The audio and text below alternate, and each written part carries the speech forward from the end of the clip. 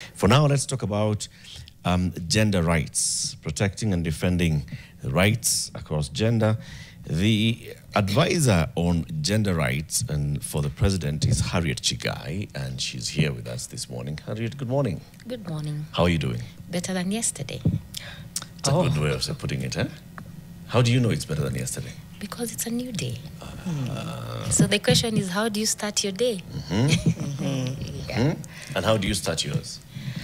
On a normal day, I start with the gym, but today I've missed out.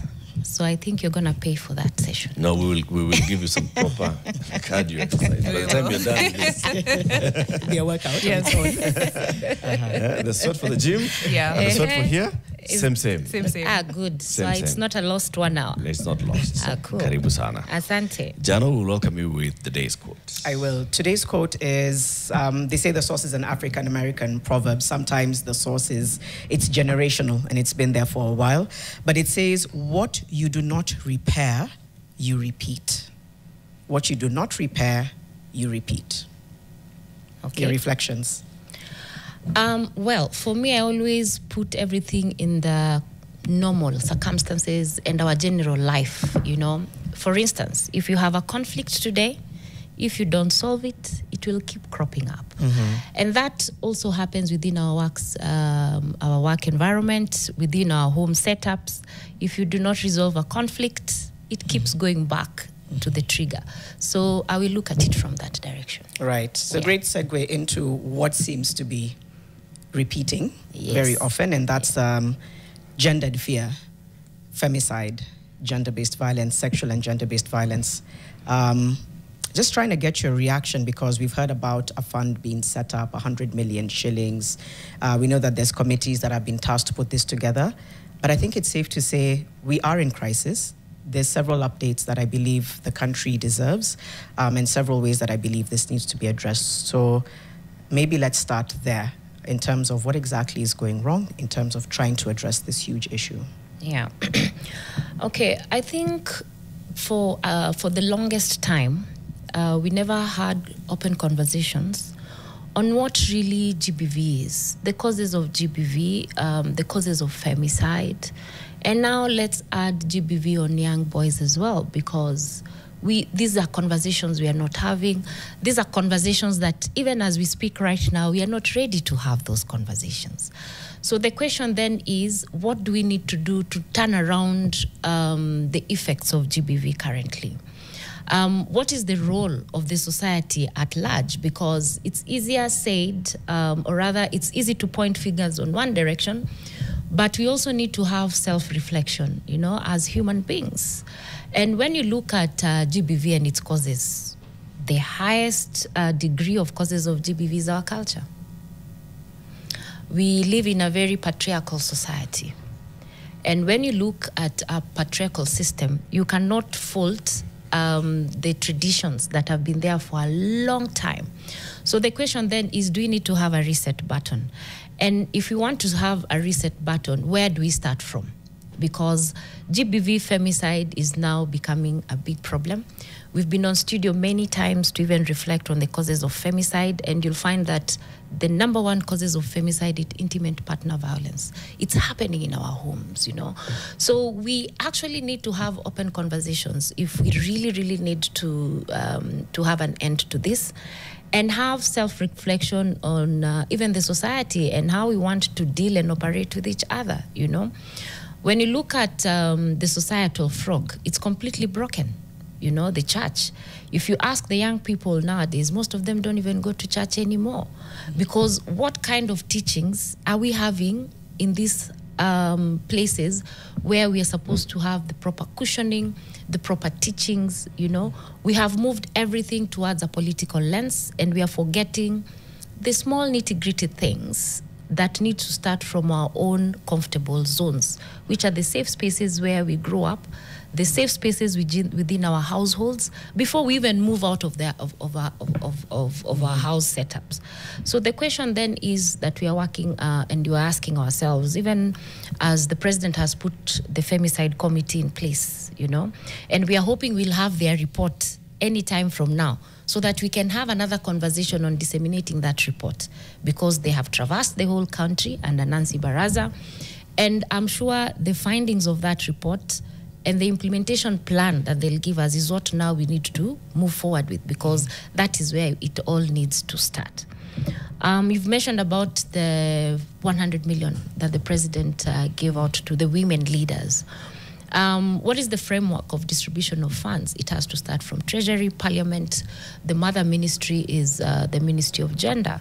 So the finances that were given, the fund that were given, were actually to run the 16 days of activism, if you remember very well. And it's a campaign period within that space, you know. So we passed. The one for last year is over. So we wait for the next 16 days of activism for this year. And what happens during that time? It's purely a sensitization campaign period on matters to do with GBV. And if you recall, 16 days of activism for a long time has been a civil society space. But now the government has come in, you know, and the government is saying, for us to be able to solve these issues, we must work together. You know, issues of gender, issues of women cannot be solved by one entity. Sorry to interrupt you, Harriet. In the interest of time, because there's so much we need to get through. Need to ask. It still feels like a very sort of like lax approach. It's very technical, and thank you for breaking down the numbers. Yeah. There's an urgency right now that seems to be lacking in the way in which perhaps, I don't know whether you're advising the president to speak directly to the women who've been affected, to speak directly to people who are running safe houses, and to name it. Because sometimes I think when you name something as the crisis that it is, then it begins to bear the burden and the load of it. Yeah. And while I appreciate that you've broken down the different elements of how you're approaching it, there needs to maybe be a duality of how this happens. And the other one that seems to be missing is just that urgency of ensuring that streets and homes and offices are safe for women and girls. Gang rape that happened last week in the hands of goons. Jerry Migwe of Usikimia talked about it. So while I appreciate that, there just seems to be a lack of urgency and prioritization around issues to do with SGBV and femicide. I don't know whether you agree, Mariam, and you want to. I do agree. I think you've been in the role about 2 years, right? It took a year for the president to speak on femicide. That's just number one. Why did it take that long? And then to form the task force when clearly there was a problem. Women were on the streets marching, saying femicide is a problem. Why did it take so long? Even then, afterwards, we've not seen any push from the executive, aside from, of course, the report from Nancy Baraza's working group has not come out yet. But even then, what else is going on? Are we having Kenya Kwanza legislators pushing legislation that says femicide is a crime separate on its own? Things like that. Those are the gaps. But I'll start with, why so long to speak on something that affects 51% of the population? Well, I think for us to be fair, we actually need to move the spotlighting on the president. Because the moment the president has made his pronouncement, there are 1,000+ lieutenants in terms of institutions that need to plug in and do their work and do it right. So the president has already pronounced at his level and given direction and policy. So then you ask yourself, what are the actors? What are all the actors? Fine, Harriet's role is to go down, get to know the facts, advice. President pronounced himself, right? So which are these institutions that actually need to take action? Matters to do with femicide, GBV, as we speak right now, we have actually said, because it didn't start yesterday. These are things that have been happening for many, many years. In fact, I think this is the one government that has actually come out strongly to say this has to stop. A committee has been put in place, and we are proposing various laws that need to be amended. Those things cannot happen in a night. There are processes, procedures that must be followed, you know. The wheels of justice is also long.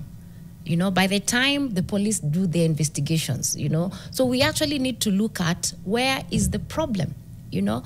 Once the president has pronounced himself, the police, the director of public investigations, we have the judiciary, you know. We have NIS, you know, it's a whole, the justice, the will of justice is not one. Okay, so Harriet. So we need to understand that. You, Harriet, yeah. You're the advisor.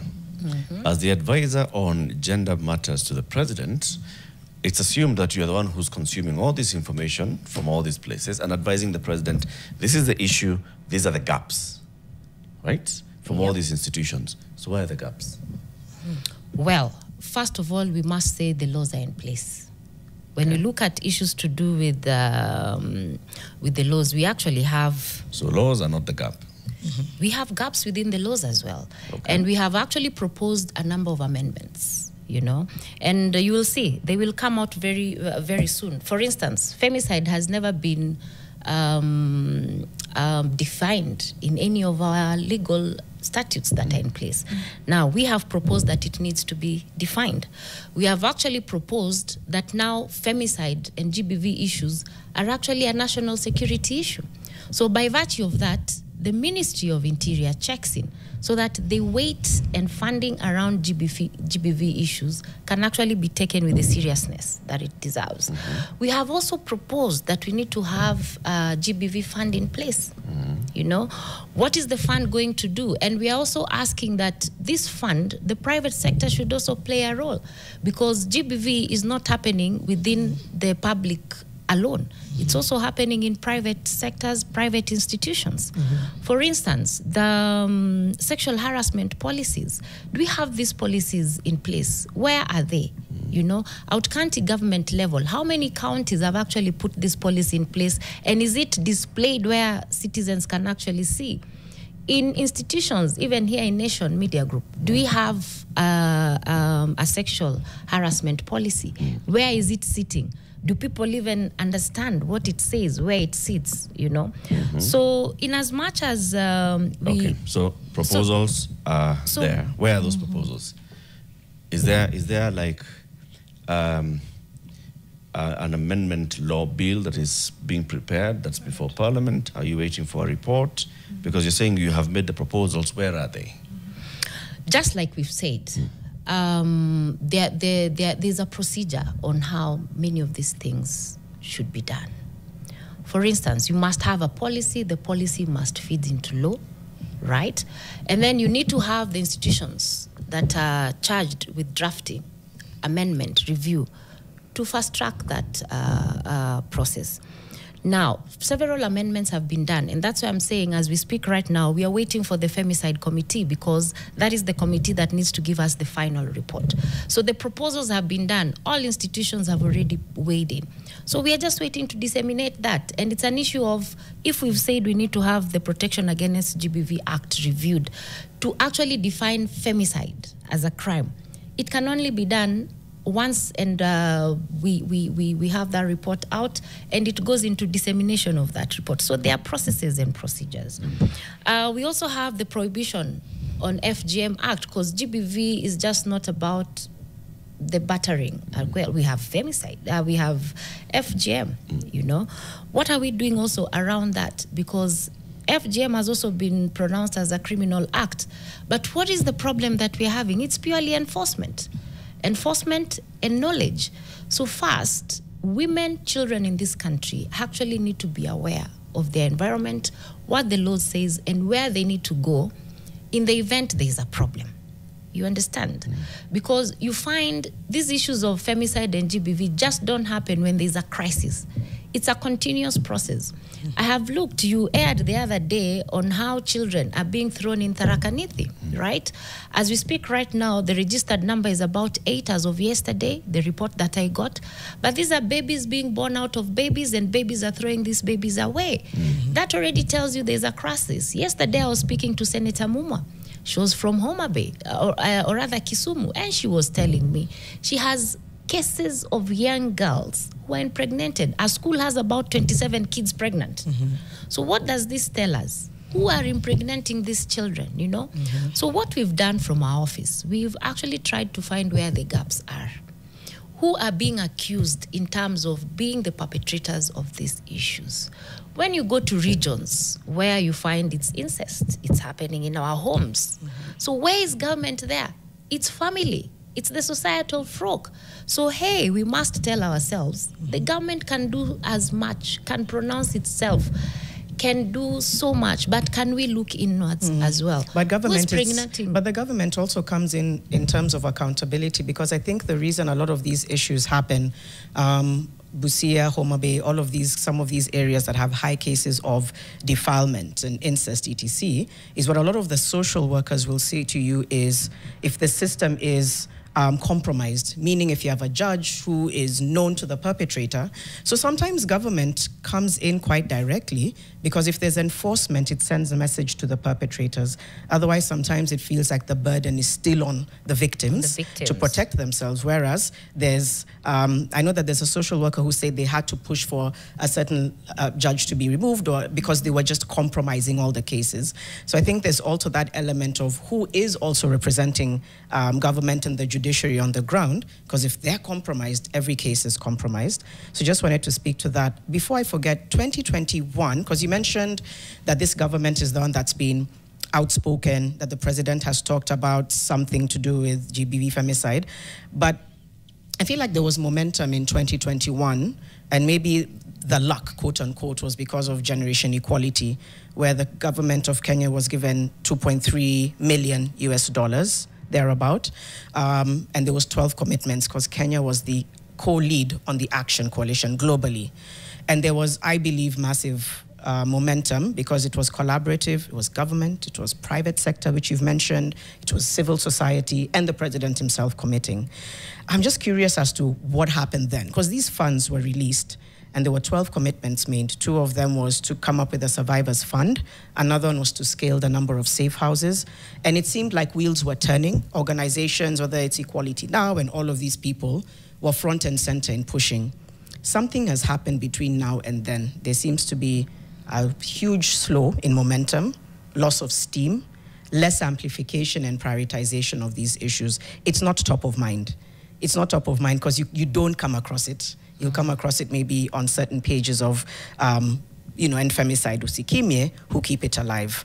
But Harriet, it just feels like with this government, it's not top of mind. So maybe speak to the funds, those funds and all of those commitments. What happened? Why were they abandoned if that happened? And 2, admitting that it doesn't seem to be top of mind. Granted, you've spoken to, it's a process. It's not top of mind. It's not a priority the way it was previously. Well, I think sometimes it's perception and not knowing what is going on. Allow me to say this. This government put in place the Ministry of Gender. The reason as to why Ministry of Gender was separated from public service is actually to give that ministry the weight, to be able for it to be funded, because you remember it was a state department within the Ministry of Public Service and Gender. For the longest time, gender-related issues were a footnote, So this government separated and said public service on the side, Ministry of Gender on the side, so that this ministry can now focus and it can be funded, to progress the issues of gender. So I think sometimes we need to be fair in criticizing government also, because there's a lot that has gone on. In the first 100 days, the government actually doubled the funds to NGAF. NGAF is the women funds that is run and managed by the women reps. What is the work of the women reps? And that is why I'm saying there are so many actors in this, Even as we look at one focal point, we need to ask ourselves, who are the actors within the gender space, within the women rights space?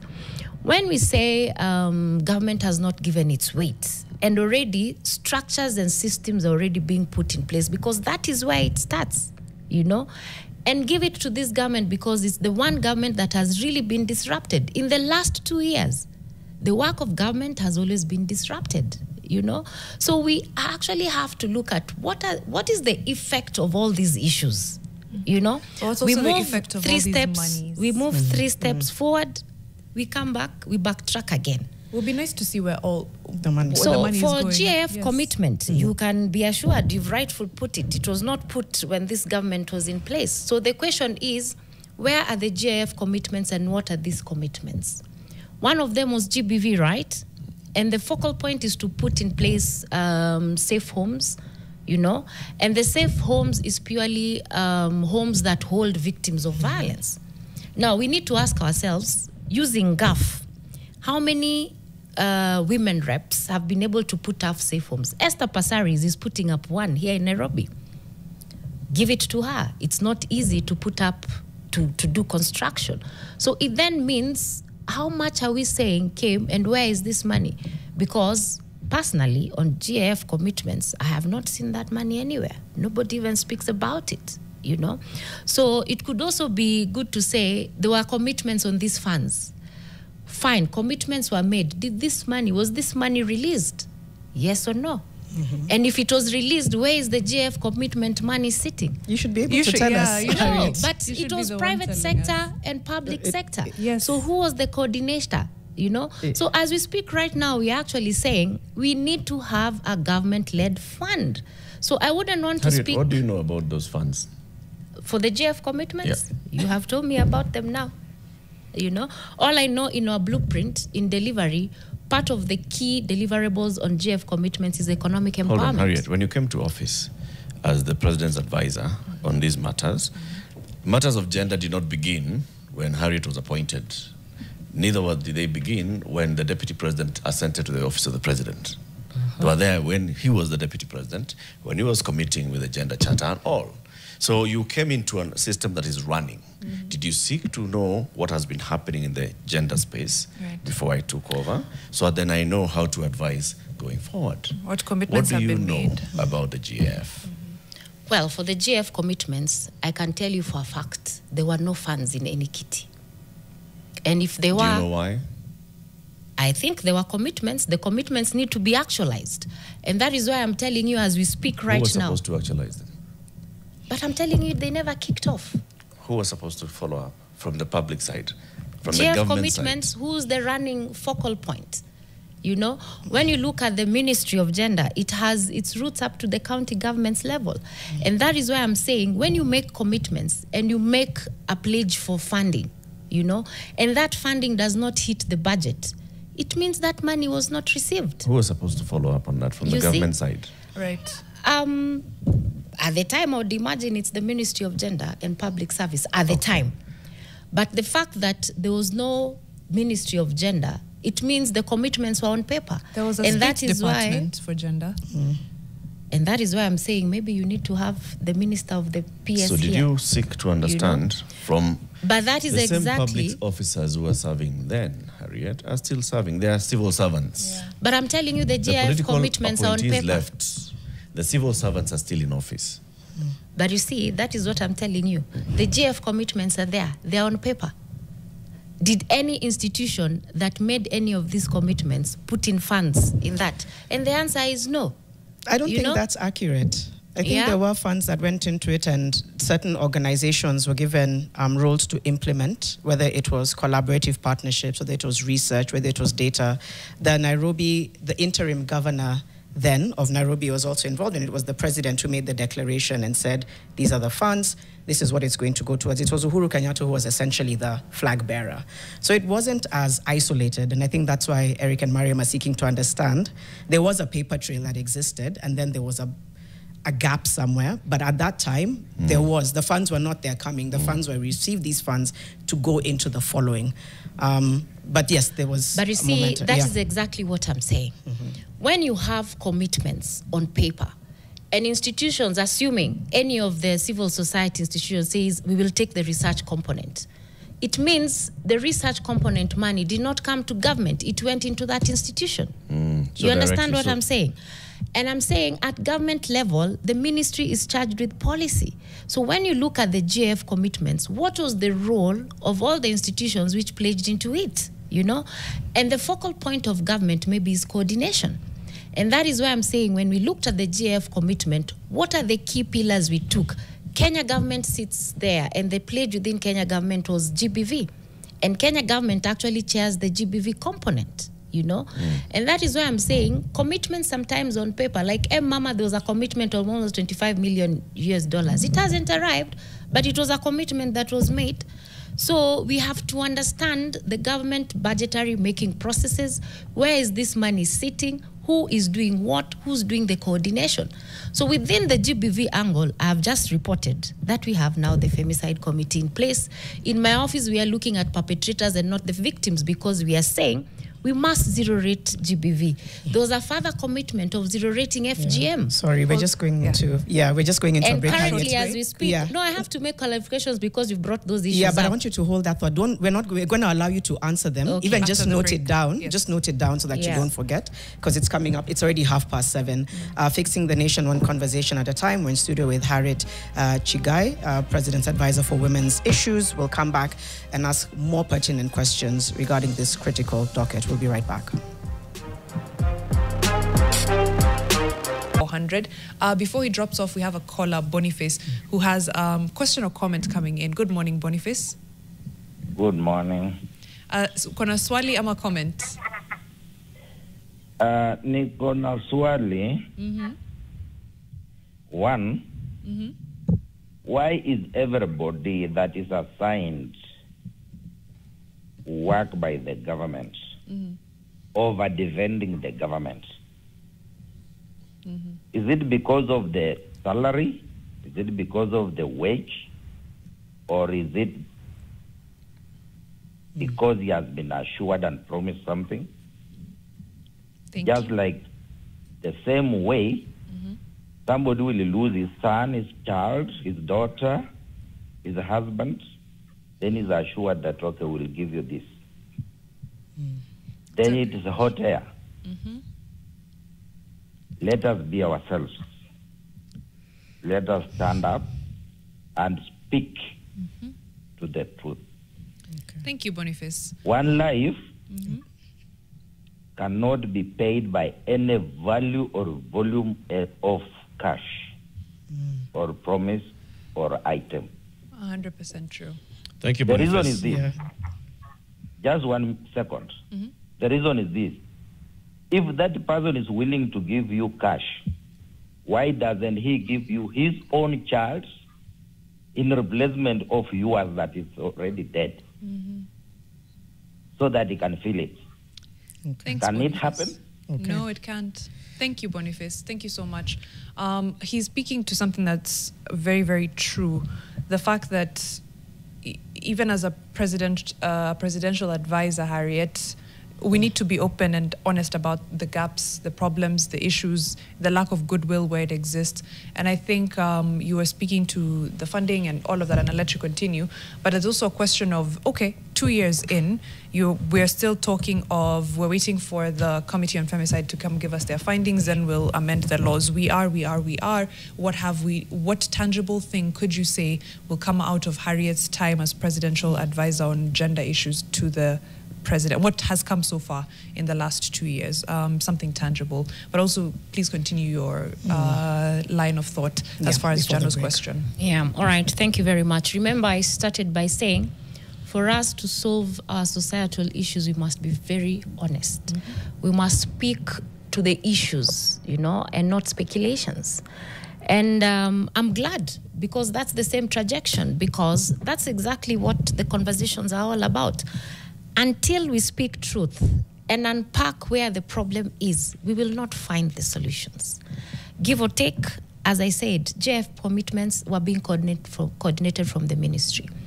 There were various NGOs, intergovernmental relations in terms of the donor community, the NGOs which were involved, the central government up to county government. And I'm sure the committee is still there.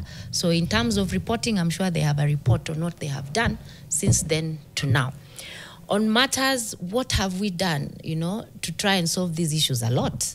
You have seen our campaign on safe home, safe spaces. In fact, before I leave this wherever, I'll have convinced Nation Media to join the conversations on how do we create safe spaces, safe homes for everybody, including in our work environment. That is a campaign that has been fashioned from our office, because we have realized for us to solve societal problems, we have to go deeper into these conversations. We are working with the Boda Boda community. If you are keen, during the 16 days of activism, our office actually launched the Boda Boda initiative, where the Boda Boda community agreed. And we launched it in Kakamega, where we had more than 3,000 Boda Boda riders with us. And they've agreed to be part of the change agents in terms of how do we treat the passenger who happens to be a woman or a child who happens to be the ones they carry. And a new trajectory has come. We have actually been asked, we need to work with the taxi drivers as well. So our office is saying, we are not waiting for the crisis. We have to stop the crisis. So the question is, who are we going to? And I've said for us, we are looking for the accused persons. We are looking for where is the problem. If it's the issue of safety on borders, that is where we are going. So in our office, we are having very difficult conversations, and we've been able to turn around the conversations. For instance, in Kakamega, all the border riders, they actually say they are going to be the change agents in terms of how they are going to treat women. Sorry, Harriet, just a to quick add one. on that, let me just add on one, because it's in terms of what we are doing, because it's very important for us to have that conversation. We have also said, right now, you've seen the government has actually brought the Children's Services agency under the Ministry of Gender, and it's because we are saying you cannot talk about the women and forget about the children. Yeah. Bring them together so that as we curate solutions, it's a trickle-down effect. True. In our office, we're also saying you cannot talk about GBV, FGM. Now we are having issues of technology-assisted GBV, the cyber crimes and all that, AI-generated issues, you know, in terms of how do we aggress on women, children, leaders, you know. And we are saying we are looking for emerging issues, and we are saying we don't want to deal with survivors anymore. The survivor programs can continue, but we have to stop. We have to touch where the problem is. Now, on issues to do with safe houses, that is an ongoing conversation, and you'll find an institution like Mama Lucy Hospital has already given space for someone to actually come and help them construct a survivor center, you know, for GBV. And if there's anyone willing to do that, reach out to Mama Lucy Hospital, put in your investment there. Right. So that is why I'm saying this issue of GBV and femicide is not a one-man show. Agreed. And all of us must take part. I'll give credit where it's due. You know? The Department of Children Protection Services doing a great job. I will be honest though, Boda Initiative, Safe Home, Safe Spaces, that sounds like the work of NGOs and civil society, to be quite honest. You sit from a policy and perspective place, a place where you can influence policy directly, you can influence law, you can influence budgeting.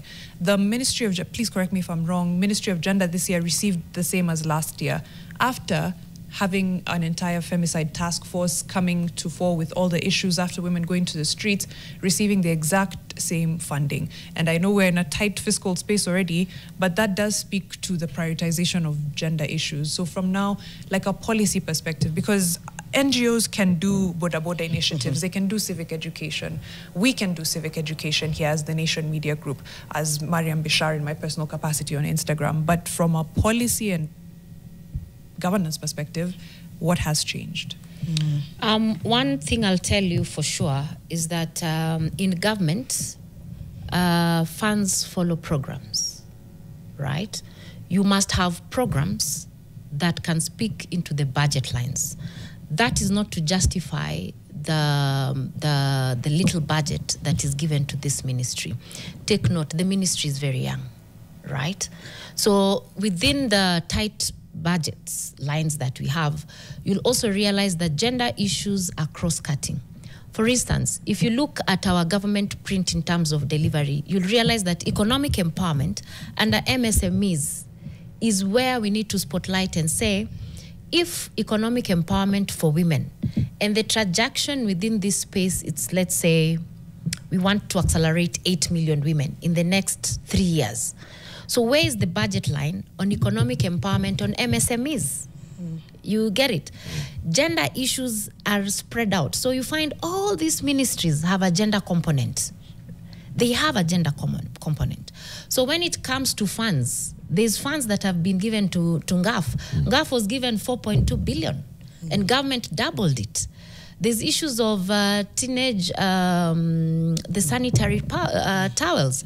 Money was put there. So don't look at the ministry alone. You have to consolidate all these funds and say, the gender focal space, this is the amount. There's the issues of school. There's the issue of teenagers in terms of sanitary towels. What is the budget line there? We have NGAF. how much money was Ngaf given, about 4-point-something billion. You go and check Uwezo Fund. All those funds speak to the woman in this country. So there are many sectors, many actors. Yeah, there are many sectors. As the advisor, do you have a actors. dashboard that shows you all these sectors, what they're doing, what support they're getting, and how they're working with counties, with private sector, with NGOs? Thank you very much. In fact, that is the best question you've asked today, because we are already consolidating that data in terms of performance. And we are actually going to have an event where we are calling it a fourth estate event for us to dissect where were we, where are we, and where we are going. And we will work, and we are working very close with the Ministry of Gender on this as well. So right now you don't have a dashboard yet? No, the dashboard is there, but we are now filling into the dashboard. Okay. I think we have a caller. What did you say it is? Dennis from Kapenguria, good morning. Do you have a question or comment this morning? Good morning, too. Yes, good morning. Yeah, okay, I wanted to say this. Gender-based violence is an issue that is affecting our society in general. And empowerments have been focused on female and leaving behind the male child. I remember in every setup of our society, the male are still leading the way. And for that case to be resolved, and from my strong belief, there should be some awareness and let the male gender be in the forefront of being informed on how to handle these empowered ladies and female in the society. Because if you do so, you realize that we have fathers and even leadership in most of the society sectors are headed by male. These affirmations should be emphasized and be informed to the male on how to handle their female, because actually we are living in one society. But if we empower women alone, it is like we are isolating them to suffer more properly. And then the male gender develop defense mechanisms and opposing to the reforms and other policies that can take care of the female. So let this implementation be targeted on the male child so that they get informed and buy the idea and even be in the front line in how to handle their female in the right way. Okay. Otherwise, we have defilement cases. They are hidden behind the curtains because people who are handling are the male. If you go to the chief offices and in the police custodies, you realize that the police will even compromise the cases because they are protecting the male, because they feel like more emphasis have been based on the empowering women and forgetting that they are also posing risks to how the male is surviving in the same society. Thank you, Dennis. I think in terms of the one thing that I can pick up that I think needs to also be included in the conversation around gender is definitely looking at platforms and spaces where men can also seek counseling, and that for sure. There's also androcide, which is coming up. Nobody wants to talk about it, but it's happening. Yes. The targeted killing of men. I do usually discount where it says we need to be taught how to handle empowered women. That one, Sijui, that's tricky. But I do believe that there do need to be access points for men and safe spaces for men as well, for sure. So even if it's the gender conversation, women, children, there needs to be a component to do research on exactly what it means to also look at men's issues and unique challenges, for example. Yeah, actually, first, let me just thank Dennis for actually bringing the male perspective to this, because when we started this conversation, remember, I will go back to honest conversations, we have been grappling with gender data gaps. Even when you look at the solutions we are curating on children, on health matters, because the health is also a big issue, we need to have proper data to curate solutions to the problems that we are having. For instance, give or take, we have about 3 million boda riders every day. You remember there's a research that came out saying that the biggest perpetrators within that space is boda riders. But we're also saying we also have good boda riders. We actually have boda riders who are actually helping women who I need or young girls who I need.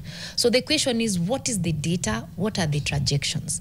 And that is the reason as to why our office, we said, if you have 3 million boda riders talking good, advancing good conversations, give or take in a day, that conversation will have reached more than, multiply that by 4, because a rider meets more than 4 people in a day. So where are these pockets of change? And that is why for us we are saying the Safe Home, Safe Initiative campaign, we must talk about how do we deal with each other within a safe environment. Conversations, how do we reshape the society? How do we retweak and retune our culture so that we can be able to embrace both the male and female within a very warm environment? Because currently, as we speak, we are all a valve that is about to erupt. How do we make decisions pegged on data? So where is this data? That is a gap, and that is why I'm telling you we are working on that. The gender data sets that we need to have are not there currently. And in my office, for us to shift policy, for us to have conversations, for us to do an advisory, we actually have the Women in Series programs. And part of our Women in Series programs, we have done TFGBV. And within that space, we have involved university students. Last year, we had all the university students converging at Kabianga University, where we had conversations with young people. And they are the ones who are coming up with apps and solutions within what can we do within the technology space. This year, we didn't even have a lot to do. Kibabi University has said, you know what, we are going to host this thing. Because for us to create solutions, we have to go down. And that's why I'm saying we can do advisories. The president has pronounced himself. But what is it that we are doing within our small spaces to create the safe haven for the young girls? So for us, that particular program for us is a big program because university students, as we speak, that is where we have a big problem because they're young people. We need to direct their energy and they need to be part of the solution. So our office also has really championed this. When it's ripe and ready, we'll hand it over to the next team that is just willing because to we're running drive out of time, Harriet, I want to speak to the weaponization of sexual assault against women that we've seen in the last week during Mandamano. People came out to commemorate, and of some statistics that we have, probably very underreported, 13 women in Nairobi alone were raped, a lot of those being gang rapes. Terrible, statistics, but some that we saw the signs of. There was already threats against women. There was already accusations of state involvement, whether it's by hiring goons, etc. There was alleged leaked chats that I don't want to get into, but there was signs. So again, from a policy perspective, women's rights are guaranteed. The rights of protesters are guaranteed. How do we keep women safe when it's time to protest? Well, first, it's very unfortunate. It's very unfortunate that women and children get into the violation arms. When we were growing up, I think children and women were highly protected, And it's really a sad trajectory where we see that kids nowadays are not safe. Women are not safe anywhere, When you go out in a situation like protests, even when we are saying they are peaceful protests, we all know there's been never peaceful protests in Africa, leave alone Kenya. All through our growing up, I can't recall any peaceful protest. Why? It's not the organizers who do this. You have infiltration, like the Gen Z conversation, the Gen Z knew what they want. In fact, when I was discussing with the young people yesterday, most of them told me as we finished our job on that day, we went to mourn our colleagues and we are done. But the conversations before and after, you can clearly say that's not even the Gen Z who are pushing for this. So it's quite unfortunate that women and children are becoming tools of confrontation. When we have no peace, women and children are the ones who suffer the most.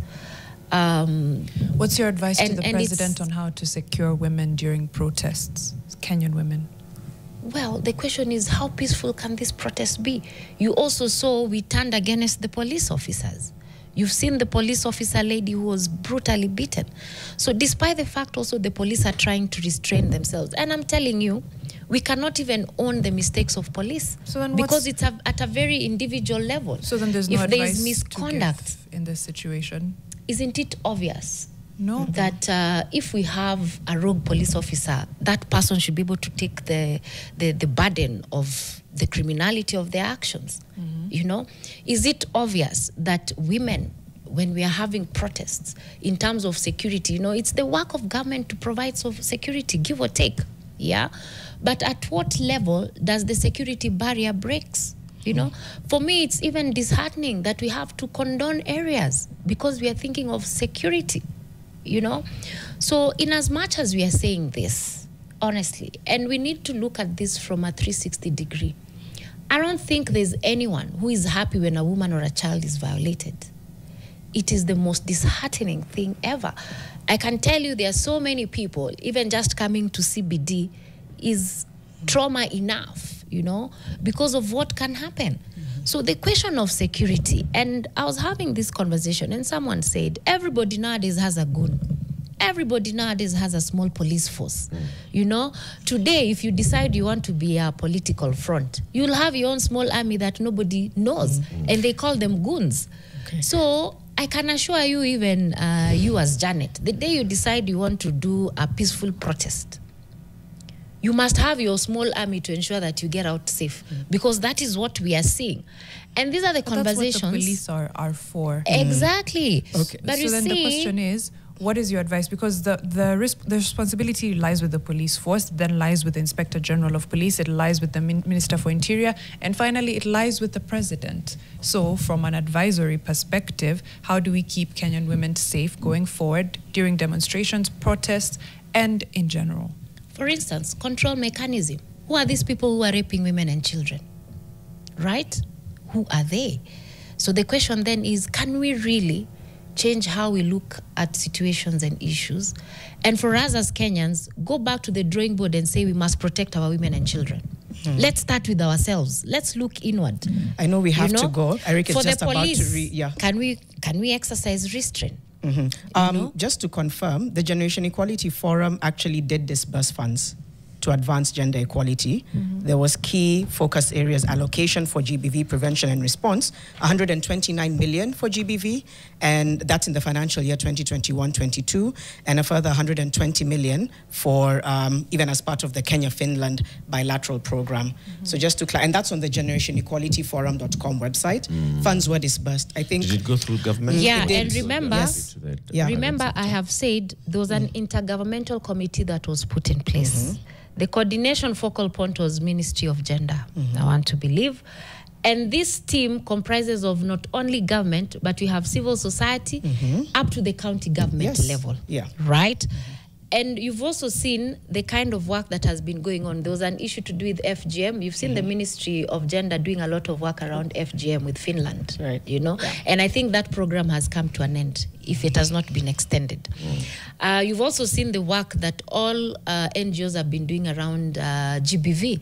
It's had been a work that has been going on, you know. You've seen the policy shift that has been going on. Currently, I've seen the Gender Ministry has put in place, or it's in the final stages of putting in place the